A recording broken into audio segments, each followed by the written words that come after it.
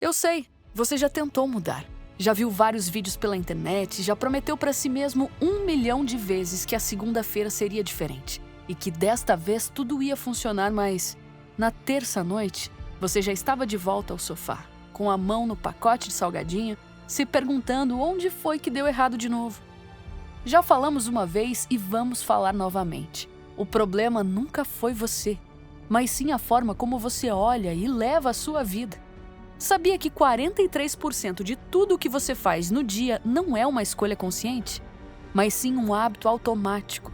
E seu cérebro, por ter aprendido a ficar assim, vai sempre repetir padrões sem que você perceba. Mas presta atenção aqui. E se eu te mostrasse que existe uma forma de mudar sua vida sem depender de motivação e sem precisar de força de vontade? Pois é, nesse vídeo você vai aprender isso. Uma forma baseada em neurociência, testada em milhares de pessoas, que funciona de forma tão silenciosa que você nem percebe. Até olhar no espelho 3 meses depois e não reconhecer quem está do outro lado. 15 hábitos é o que você precisa para quebrar esse ciclo moroso da sua vida.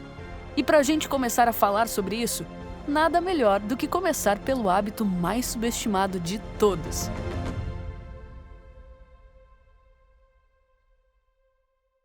Parece besteira, eu sei, mas o primeiro hábito é arrumar a cama.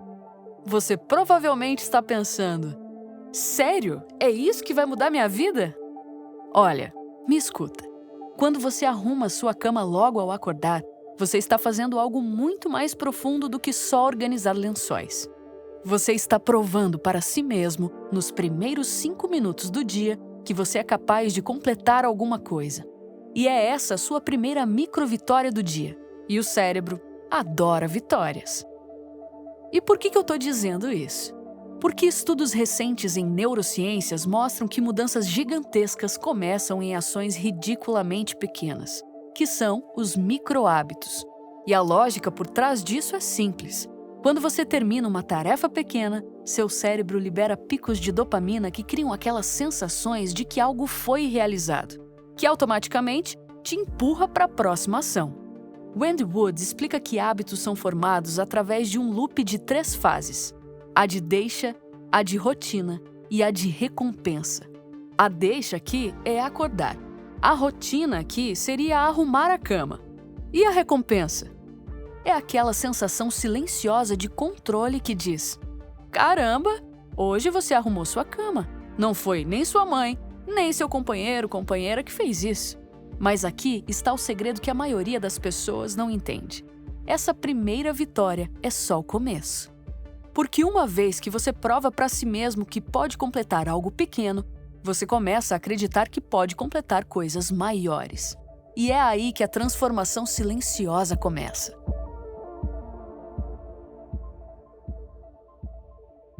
Existe uma hora do dia em que o mundo ainda não acordou. Nenhuma notificação, nenhum e-mail urgente, nenhuma demanda, apenas silêncio puro. É nessa janela que o começo de um dia produtivo acontece. Antes de abrir o celular e mergulhar no caos digital, você precisa de um momento sagrado. Um espaço para você escolher em que você vai ancorar o seu dia. Pode ser leitura bíblica, pode ser oração, pode ser meditação, journaling ou até um café em silêncio. O ritual em si não importa. O que importa é o impacto disso no seu dia, que tem que ser o início de um dia mais funcional, antes que o mundo tente te puxar em 1000 direções que existem nele. Stephen Covey, em seu livro Os 7 Hábitos das Pessoas Altamente Eficazes, chama isso de vitória particular, que é quando você conquista a si mesmo antes de enfrentar o dia a dia. Deixa eu quebrar uma crença que provavelmente deve existir dentro da sua cabeça. Sabe essa ideia de que quem acorda às 6 horas da manhã é produtivo e quem acorda às 9 é preguiçoso? Então, é uma ideia um pouco controversa, porque as pessoas são diferentes umas das outras. Você que está assistindo esse vídeo é diferente de qualquer outra que está vendo ele também. E ter clareza disso faz toda a diferença, porque você deixa de se comparar. Olha só, a diferença entre quem acorda às 6 ou às 9 não são 3 horas, mas sim A diferença é entre a pessoa que lidera o dia ou a pessoa que vai ser arrastada por ele. Se você começa rolando o feed, sua âncora vai ser a distração, vai ser a enxurrada de notícias, as comparações e os algoritmos ansiosos.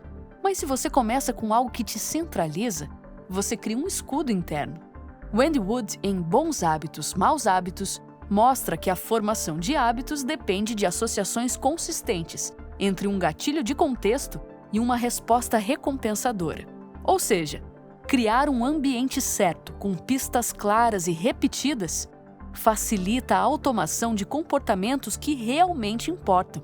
E para que isso fique ainda mais fácil, B.D. Fogg, em Microhábitos, chama esse gatilho estável de momento âncora, um evento já presente na sua rotina, como escovar os dentes ou sentar-se para o café, ao qual você anexa imediatamente o novo microcomportamento, garantindo que ele seja lembrado e executado.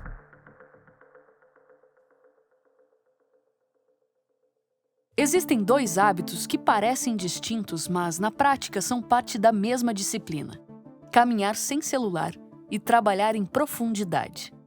O primeiro te força a ficar a sós com seus pensamentos, sem as muletas digitais. O segundo te exige mergulhar em uma tarefa sem distrações, com foco absoluto. Ambos têm o mesmo objetivo: libertar sua mente do excesso de estímulos e colocá-la para operar no nível mais alto. Olha só, nós vivemos intoxicados por estímulos: celular, notificações, abas abertas, podcasts, mensagens, uma overdose de inputs que sequestram nossa atenção. Mas a verdade é simples: sem silêncio, não existe pensamento claro. E sem foco, não existe trabalho de valor. Quando você sai para caminhar sem celular, sem música, sem distrações, no começo parece tortura, porque seu cérebro entra em abstinência. Mas depois que o tédio cede, algo silencioso acontece. As ideias surgem, as suas conexões neurais se formam, as soluções que antes pareciam inacessíveis aparecem. E mais, quando você traz essa mesma disciplina para o trabalho, o resultado é devastador. E por que eu digo isso?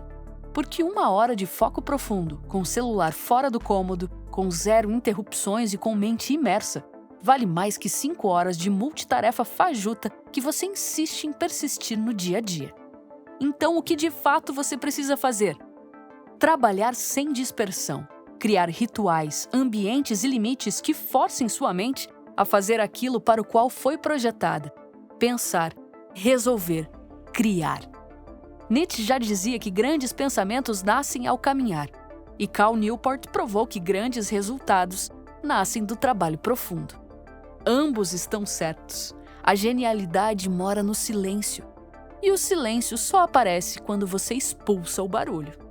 Seja andando ou trabalhando, a regra é a mesma: desligue o mundo para se ligar a si mesmo.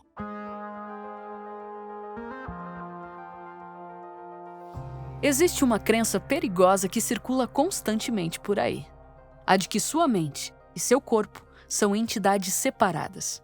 Você acredita nisso? Bom, se sim, você está sendo enganado. Não dá para você ter uma mente produtiva e saudável com um corpo negligenciado. E para te comprovar isso, a neurociência não mente. O seu cérebro compõe apenas 2% do seu peso corporal. Mas, em contrapartida, ele consome aproximadamente 20% da energia que você produz. E você sabe de onde vem essa energia? Daquilo que você come, daquilo que você bebe e de como você movimenta seu corpo. Mas vamos começar pelo mais subestimado de todos: tomar água. Pensa comigo, quantas vezes você acordou se sentindo quebrado? Você acorda atrasado, sem energia e irritado com gente que não fez nada contra você. O café não bate. E você pensa: isso deve ser só um dia ruim. Pois é, a real é que isso pode estar atrelado ao simples fato de você estar desidratado. Seu cérebro é composto por 75% de água, e sem ela, ele começa a falhar como um computador antigo e sem memória RAM, onde você abre uma aba e o computador trava. E quando você se vê, está lento, sem foco e vulnerável. Mas agora, vamos para o prato, ou melhor, para aquilo que você come. Escolher comida de verdade não é só sobre ter saúde, é sobre ter clareza mental. Quando você enche o prato com cores, fibras e nutrientes, em vez de embalagens e conservantes, você está, na verdade, alimentando o cérebro que guiará todas as suas decisões. O intestino produz 90% da serotonina do corpo. Então, cada vez que você entope a boca com ultraprocessados, você não só estraga o seu corpo, mas também patrocina ansiedade, compulsão e aquele looping mental que não te deixa em paz. Mas quando você se abastece com comidas melhores, de repente fica mais fácil decidir, menos provável negociar com a despensa à meia-noite e mais fácil manter o controle.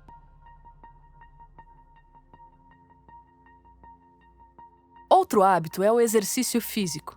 A cada treino que você coloca na sua rotina, você estimula a liberação de BDNF, uma proteína que literalmente alimenta e cria novas conexões neurais. Então, correr, nadar ou levantar peso não moldam apenas seus músculos, mas sim a sua memória e a sua resiliência emocional. E mais, outro hábito silencioso que muita gente negligencia é o ambiente. Só que isso é um erro. O contexto importa tanto quanto os seus músculos ou qualquer outro hábito. Deixa eu te dar um exemplo. Sabe aquele seu quarto bagunçado? Aquilo ali não é só bagunça. É o reflexo daquilo que você vive. Olha só, sempre o ambiente vai gritar mais alto que sua intenção. Então, quando você arruma, quando você permite mais espaço na sua vida, a sua mente respira. E com a mente respirando, você consegue ir mais fundo nos hábitos invisíveis. Aqueles que ninguém vê, mas que no fundo são os que moldam quem você se torna. Outro hábito que é muito subestimado é a leitura. Quando você cria o hábito de ler, você muda como você pensa e muda como você escreve aquilo que sente. E ainda se torna uma pessoa mais crítica e bem mais desenvolvida.